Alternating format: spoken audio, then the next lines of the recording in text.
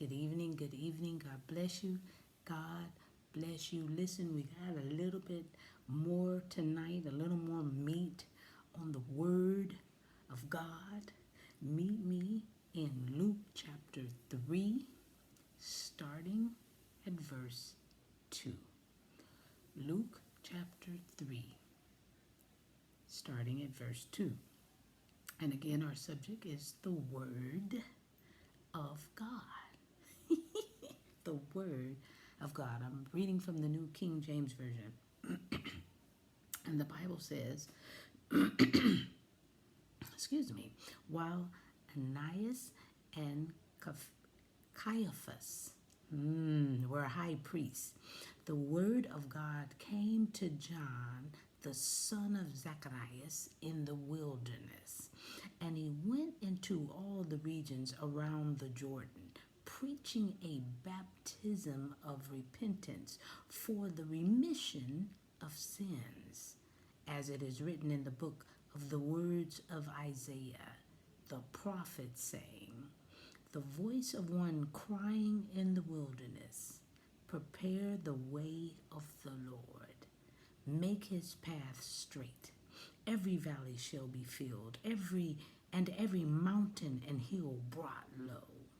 The crooked places shall be made straight, and the rough ways smooth, and all flesh shall see the salvation of God. Wow. When I look at this passage of Scripture, when I look at it, when I hear it, my eyes go straight to the Word of God and how it came to John, the son of Zacharias, meaning John the Baptist. It came to him in the wilderness. Now this tells me, yes, that's where he was supposed to be. Man, oh man, that was his assignment. But this tells me that the Word of God will meet us where we are. John was prepared in the wilderness. He was to go to all the regions around the Jordan, preaching a baptism of repentance. In essence, helping those whom he was speaking to be identified with, meaning the baptism, the only one who could save us, or save us all, them and us, Jesus, the Son of God. John was sent to prepare the way for the true King. He was to announce his coming, starting in the wilderness. No matter where we are in life, the words of God has a way of getting to us. Just look and listen to how the Lord is getting the Word of God to you. It might be at 10 o'clock in the evening and on spilling the tea. I don't know. But what I do know is he knows where you are. He knows where each one of us is, and he's going to get his word directly to you.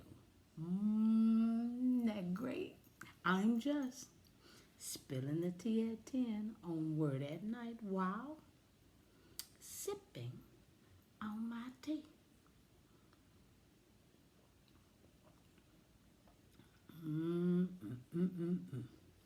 Ooh, I'm telling you, y'all, it has been that type of week and that type of moment I needed, that he's going to get his word to me no matter what.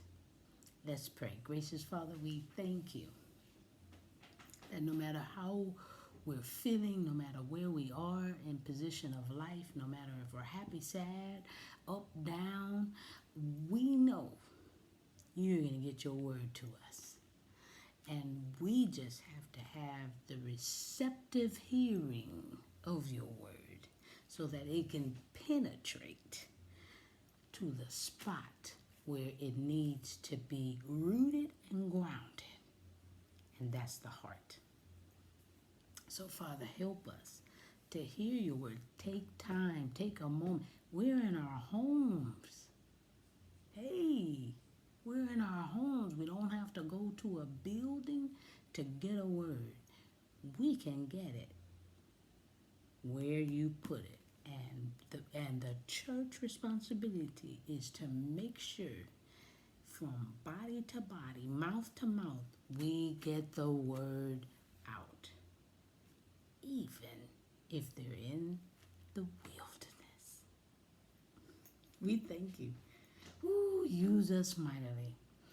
Allow us to be sharers of your word, and that we are found pleasing in your sight.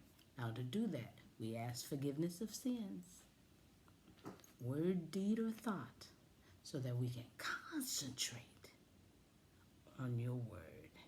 This we pray and praise in Jesus' name. Amen. Love you so much. Have a great night.